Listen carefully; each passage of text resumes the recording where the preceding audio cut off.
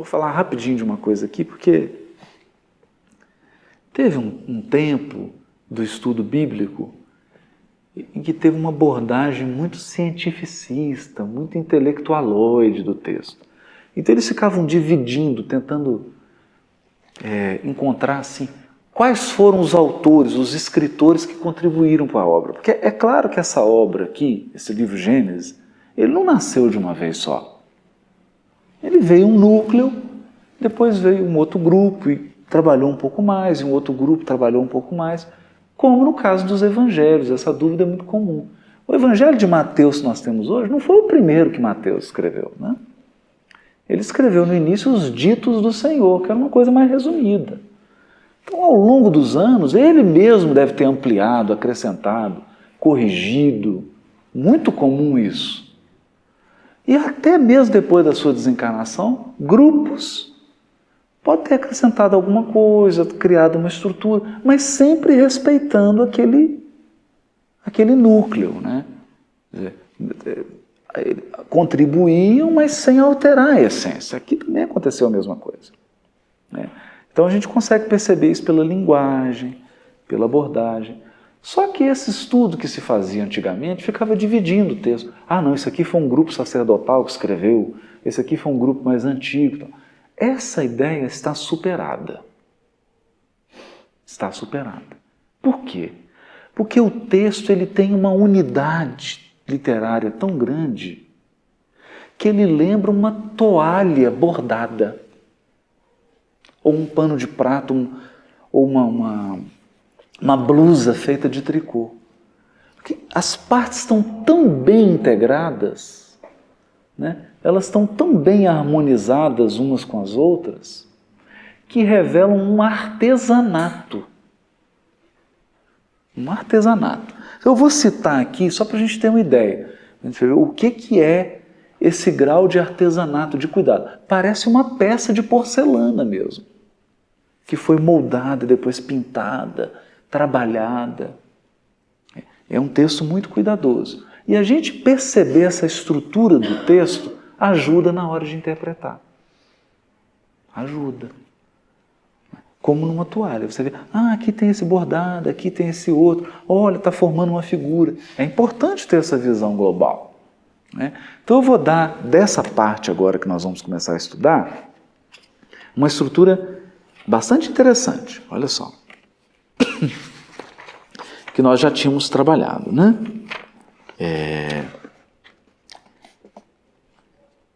Essa geração aqui, né?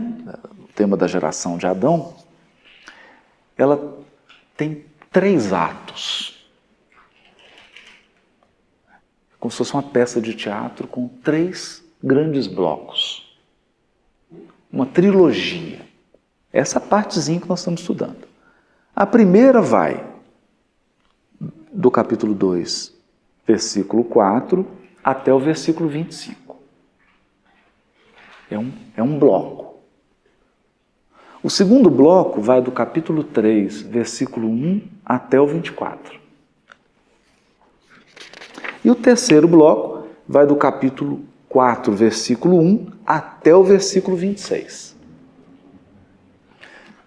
Agora, olha que interessante para a gente perceber que bonito isso. Como que isso é bonito? Cada bloco desse, né, ele abre com um cenário, né, com uma cena, mas ele se encerra com um poema. Cada bloco desse. Um pequeno poema. E depois do poema, uma conclusão. Então vamos lá. O primeiro ato, olha só. Capítulo 2 aqui,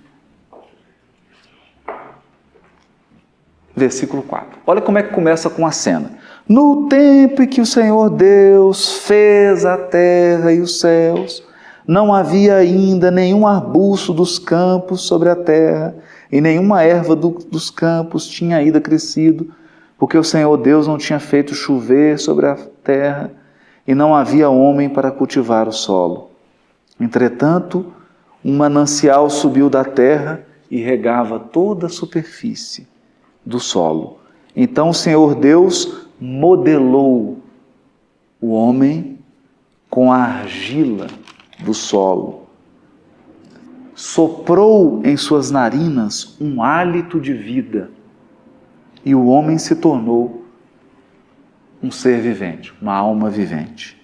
O Senhor Deus plantou um jardim em Éden, no Oriente, e aí colocou o homem que modelara. É um cenário. Então, o primeiro bloco começa com o cenário que nós descrevemos. Vem o poema, que é esse aqui. Então, o homem, o Ish, exclamou: esta sim é osso de meus ossos. É osso de meus ossos. É carne de minha carne. Ela será chamada mulher, Ishá, porque foi tirada do Ish, do homem. Ishá, Ish. Ish, Ishá. Um joguinho, né? Um poema. E aí vem a conclusão, depois do poeminha. Por isso um homem deixa seu pai e sua mãe e se une à sua mulher e eles se tornam uma só carne. Ora, os dois estavam nus, o homem e sua mulher, e não se envergonhavam. Então, vê que é um jeito muito poético de narrar. A Ishá, a mulher, é tirada da carne. Olha que interessante. E por isso eles têm que se unir para formar uma só carne. Porque ela é um pedaço da carne que foi tirada. Então, ele está sem um pedaço. Ele precisa, e aí forma uma só carne. Então tem essa poesia, encerra com um poema. Agora vamos ver o terceiro bloco. A mesma estrutura, começa com um cenário. Descreve um cenário. Capítulo 3, versículo 1. A serpente era o mais astuto de todos os animais dos campos que o Senhor Deus tinha feito. Ela disse à mulher, montou lá o pau. Como que encerra? Olha que interessante. Encerra com o poema do versículo 14. Então o Senhor Deus disse à serpente, por que fizestes isso? És maldita entre todos os animais domésticos e todas as feras selvagens. Caminharás sobre teu ventre e comerás poeira todos os dias de tua vida. Porém, hostilidade entre ti e a mulher, entre a tua linhagem e a linhagem da mulher, entre a tua geração e a geração da mulher. Ela te esmagará a cabeça e tu lhe ferirás o calcanhar. À mulher ele disse, multiplicarei as dores de tuas gravidezes. Na dor darás à luz filhos. Teu desejo te impelirá ao teu marido e ele te dominará. Ao homem ele disse, porque escutaste a voz de tua mulher e comeste da árvore que eu te proibira de comer, maldito é o solo por causa de ti. Com sofrimento dele te nutrirás todos os dias de tua vida. Ele produzirá para ti espinhos e cardos e comerás a erva dos campos. Olha, com o suor de teu rosto comerás teu pão, até que retornes ao solo, pois dele foste tirado, pois tu és pó, e ao pó tornarás. Acaba o poema. Aí vem a conclusão. O homem chamou sua mulher Eva, que é vida. O nome que ele deu para ela é vida. Ela chama vida, por ser a mãe de todos os viventes. Olha que interessante.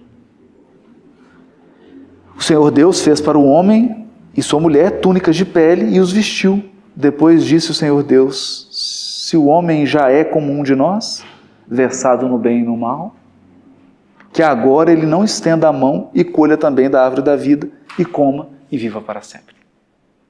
E o Senhor Deus o expulsou do jardim de Éden para cultivar o solo de onde fora tirado. Ele baniu o homem e colocou diante do jardim de Éden os querubins e a chama da espada fulgurante para guardar o caminho da árvore da vida. Jardim de Éden. Porque, daqui a pouco eu entro nisso. Então, a mesma estrutura.